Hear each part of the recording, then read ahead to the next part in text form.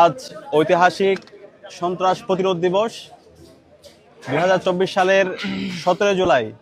আজকের এই দিনে ঢাকা বিশ্ববিদ্যালয়ের প্রত্যেকটি হল এবং প্রত্যেকটা প্রান্তর ছাত্রলীগ মুক্ত হয় এবং এর মাধ্যমেই মূলত ওই দিনে বাংলাদেশ স্বাধীন হয়। এই দিনটিকে স্মরণ করার জন্য বাংলাদেশ ইসলামী ছাত্র শিবির ঢাকা বিশ্ববিদ্যালয় শাখা আজকে লীগ দর ম্যারাথন আয়োজন করেছে। আমরা এর মাধ্যমে বার্তা দিতে চাই, এই ক্যাম্পাসের মধ্যে আর কখনো লীগের যে ফেসিবাদী রাজনীতি ছিল, ক্ষমতার রাজনীতি ছিল, গণরুম গ্যাসরুমের যে রাজনীতি ছিল, শিক্ষার্থীদেরকে দাসের মতো করে ব্যবহার করে তাদের উপর নির্মম নির্যাতনের যেই অপরাজনীতি ছিল, সেই রাজনীতি আর কখনো ফিরে আসবে না।